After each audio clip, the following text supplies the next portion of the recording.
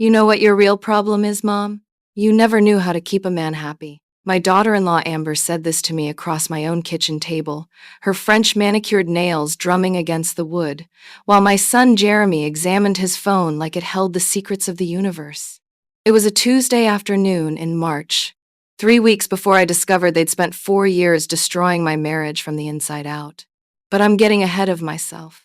That Tuesday, I just stood there holding a bag of groceries I'd bought for them again and felt the familiar burn in my chest. Shame, I thought. The shame of being the wife who wasn't enough, who'd driven her husband into the arms of a woman named Bright Eyes 29. The shame of being 67 and still not understanding what I'd done wrong. I'm just saying, Amber continued, inspecting her nails, if you'd been more attentive, maybe Robert wouldn't have needed to look elsewhere. It's not Jeremy's fault you have to live with that now. Jeremy finally glanced up. Mom, we're not trying to be harsh. We're trying to help you understand why rebuilding your life means being generous to the people who actually stood by you. His voice had that practiced patience, like I was a confused child. Dad left everything to you, even though, well, the least you can do is help us with the down payment. It's only fair. Only fair. I'd heard that phrase 17 times in the past month, always before a request for money. The kitchen renovation they needed, the car payment they couldn't quite make, the investment opportunity that was practically guaranteed. Each time Amber would mention Robert's affair, just a little dig, just enough to make me feel like I owed them something for my failure as a wife. Let me think about it, I said, which was what I always said before I always gave them what they wanted. Amber's smile didn't reach her eyes. Of course. Take your time. It's not like we're struggling or anything. She stood, slinging her designer bag over her shoulder. Jeremy, let's go. Your mother needs space to process. After they left, I put away their groceries, organic vegetables, and expensive cheese, the kind I never bought for myself anymore, and noticed my hands were shaking. Not from age. From rage I wasn't supposed to feel. Good mothers didn't resent their children. Good wives didn't drive their husbands away. Good women learned to live with their mistakes. I'd been married to Robert for 42 years. We'd built a life in the suburbs, raised Jeremy, watched our modest investments grow into something comfortable.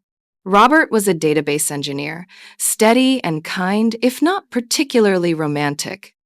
I'd been a high school English teacher until I retired at 63. We were ordinary. We were happy. And then 3 years before he died, I found the messages. Late-night chats with someone called Bright Eyes 29. Flirtation that made my stomach turn. Plans to meet up when he could get away. I'd confronted him in our bedroom where we'd slept side by side for 4 decades, and he'd looked genuinely confused, then defensive, then angry. It's not what you think, he'd said, which is what they always say, isn't it? Then what is it? I remember my voice breaking. Who is she? Someone who listens, someone who doesn't nag me about every little thing, someone who makes me feel like I'm still... He'd trailed off, run his hands through his thinning hair. We're just talking, Eleanor. That's all. But it wasn't all. I'd seen the messages, the heart emojis, I can't wait to see you in person. The photo's nothing explicit, thank God, but suggestive enough. A younger woman, blonde, smiling into the camera like she knew exactly what she was doing. We'd tried therapy. Robert had promised to end it. I tried to be more attentive, more fun, more whatever it was I hadn't been before. And for a while, I'd thought we'd made it through. Then he died. Heart attack at his desk, sudden and massive. Jeremy found him when he'd stopped by the office to borrow Robert's truck. They called me from the hospital, but he was already gone. And in my grief, swimming through the logistics of death, I'd found more evidence of Bright Eyes 29. Recent messages, I miss you. When can we talk? Robert had been responding right up until the week he died, so I'd mourned my husband and my marriage both. I'd buried them together and tried to figure out who I was supposed to be now. The widow whose husband had been looking for an exit. The wife who hadn't been enough. Jeremy and Amber had been wonderful at first, helping with arrangements, dealing with paperwork. Amber had even cried at the funeral, big, theatrical sobs that made me feel guilty for my own dry-eyed shock. At least he had you in the end, Amber had whispered, squeezing my hand. Even if things were complicated. The financial requests had started about 6 months later. Small things at first, then larger, always with that delicate reference to Robert's affair, that gentle reminder that I hadn't been a good enough wife, so perhaps I could at least be a generous mother. And I'd paid. God help me, I'd paid.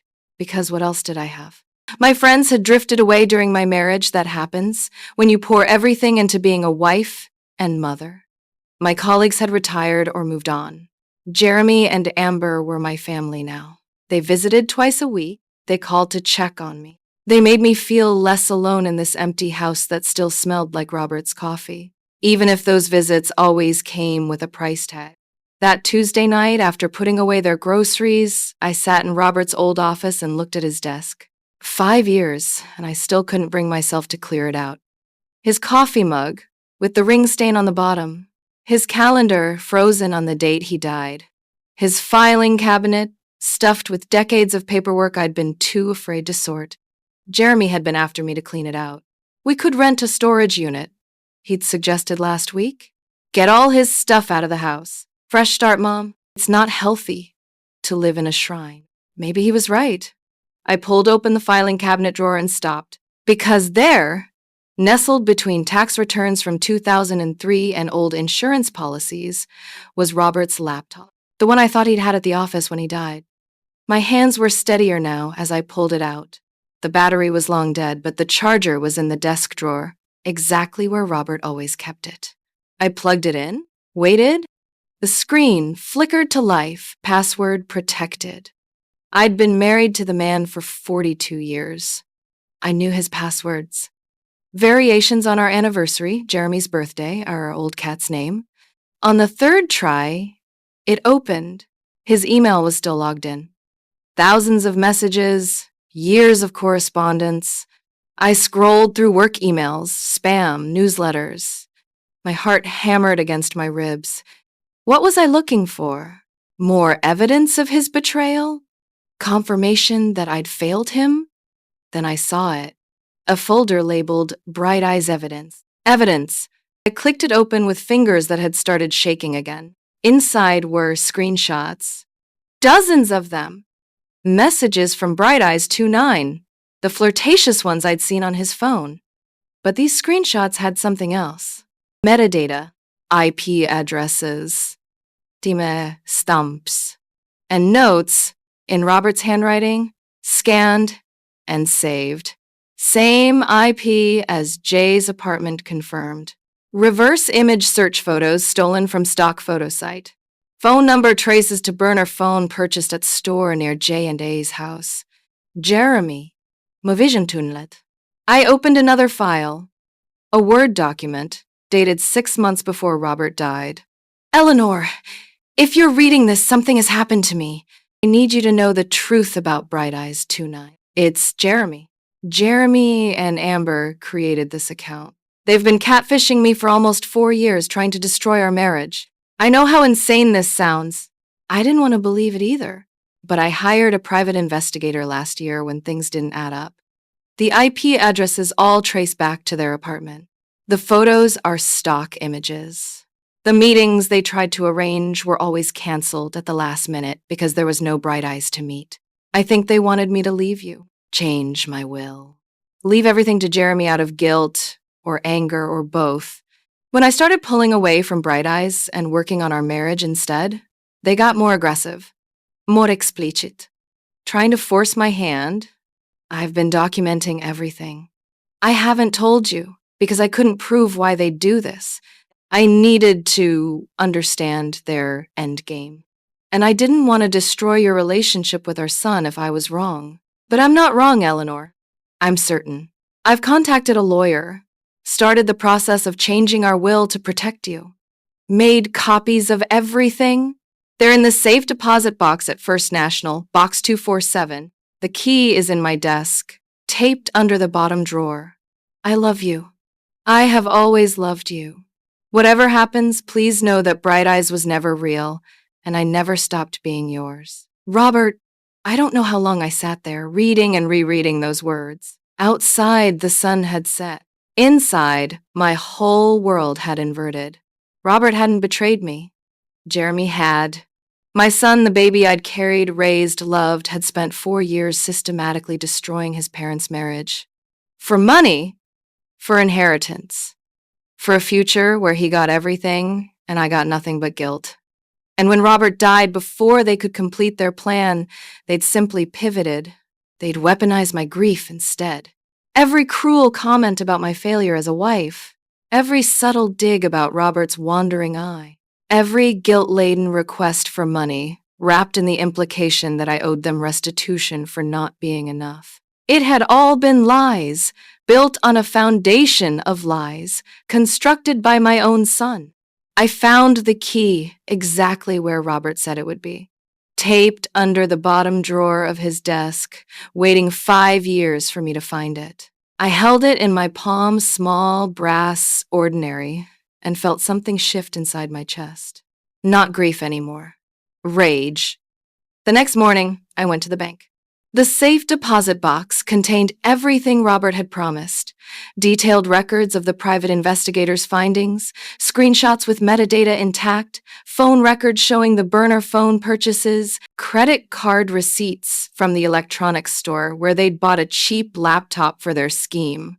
There was also an updated will, signed and notarized 2 weeks before Robert died. The lawyer's business card was attached with a sticky note in Robert's handwriting. Trust Andrew. He knows everything. I sat in the bank's private viewing room, surrounded by evidence of my son's betrayal, and felt something I hadn't felt in 5 years. Clarity. I called Andrew from my car. He remembered me from the funeral, remembered Robert's concerns. I wondered if you'd ever find those files, he said gently. Robert wanted to tell you himself. He was going to, that weekend. He'd made an appointment for couples counseling, said it was time to stop protecting Jeremy and start protecting you. Can I come see you? This afternoon? 2:00. I spent the 3 hours before my appointment doing something I hadn't done in years. I called my old friend Diane. We'd been close once, 2 teachers who'd started the same year, who'd navigated new motherhood together, who'd shared every Tuesday night for 20 years until... When had we stopped? When had I become too busy, too focused on being the perfect wife to a husband who didn't need perfecting? Eleanor? Diane's voice was warm with surprise. My God, I was just thinking about you. Were you really? My voice cracked. Every Tuesday, actually. That's when we used to get together. I kept meaning to reach out after Robert died, but I didn't know if you wanted space. And then time passed, and I'm horrible. I'm so sorry. Diane, I interrupted. Can I ask you something? Anything. Did you ever like Jeremy? There was a long pause. Then, carefully, do you want the polite answer or the truth? The truth. Always felt. Calculating. Even as a kid, Robert saw it, I think. You didn't, because you're his mother and you loved him the way mothers do. But the rest of us noticed how he'd play people, figure out what they wanted to hear. Amber's the same way. I tried to say something once, years ago, but you seemed happy to have them around, and I thought maybe I was being judgmental. I closed my eyes. You weren't. What happened? Can I tell you over coffee? Are you free? For you? Always. Andrew confirmed what I already knew. Robert's updated will was legally sound. He'd left everything to me with an explicit clause. In the event of my death, my son Jeremy receives $5,000 and nothing more. The remainder of my estate goes to my wife Eleanor, who has been my partner in all things and deserves to live without manipulation or fear. Robert had known. He'd known and he'd protected me, even from beyond the grave. What do you want to do? Andrew asked. I want them to know that I know. And then I want them gone. No police? I thought about it. Thought about court proceedings, about testifying against my own son, about making this public spectacle, about Jeremy's face on the evening news, about the whispers, about becoming the woman whose son catfished her husband. No, I said. This stays private, but I want them to understand exactly what they've lost. Andrew smiled. It wasn't a kind smile. I think I can help with that. I invited them to dinner that Friday. Amber seemed surprised but pleased. Finally, she said. I've been saying you need to be more social, Eleanor. This is good for you. Jeremy brought wine. Expensive wine, which I knew he couldn't afford. Probably expected me to reimburse him later. I made pot roast, Robert's favorite. Set the table with our wedding china. Put on the dress I'd worn to our last anniversary dinner, the one where Robert had held my hand across the table and told me I was still the most beautiful thing in his world. I'd thought he was lying then, making up for Bright Eyes 2-9. Now I knew he'd been telling the simple truth. They arrived at 6. Amber immediately started critiquing my kitchen tiles. So dated, Mom, you really should update, while Jeremy poured the wine without asking if I wanted any. I waited until we were seated, until they were comfortable, until Amber had launched into a story about their latest vacation, another expense they somehow couldn't quite afford despite both working full-time jobs. Then I set Robert's laptop on the table between us. The temperature in the room dropped 10 degrees. I found something interesting this week, I said pleasantly. Want to guess what it was? Amber's fork paused halfway to her mouth. Jeremy had gone very still. Mom, he started. Bright Eyes 2-9, I said. Remember her? The woman who ruined my marriage? The woman I've spent 5 years feeling guilty about, feeling like I wasn't enough, like I'd failed your father? I don't know what. I opened the laptop, turned it to face them. Your IP address, your burner phone, your stock photos. 4 years of messages, Jeremy. 4 years of pretending to be someone else. Flirting with your own father. Trying to destroy his marriage to me. Amber had gone white. Jeremy's jaw worked soundlessly. Did you know he figured it out? I continued, my voice steady. Did you know he'd hired an investigator? That he'd documented everything? That he'd changed his will 2 weeks before he died, leaving you exactly $5,000 and not a penny more? You can't prove, I laughed. It came out harder than I expected. I have 17 different forms of proof, actually. Metadata, phone records, credit card receipts, a signed affidavit from the private investigator, a letter from your father explaining everything, all of it notarized and stored with his attorney. Jeremy found his voice. You wouldn't take this public. You wouldn't do that to your own son. You're right, I said. I won't, because I'm not cruel like you. I'm not calculating like Amber. I won't destroy you publicly the way you tried to destroy me privately. I pulled out 2 envelopes, pushed them across the table. That's a cease and desist letter from my attorney. You will have no further contact with me. You will not call. You will not visit. You will not ask for money. You will not spread any information about me, true or false. If you violate these terms, everything I have, every piece of evidence, every screenshot, every receipt goes to the police, and we'll see how you enjoy explaining wire fraud and elder financial abuse to a prosecutor. Amber grabbed her purse.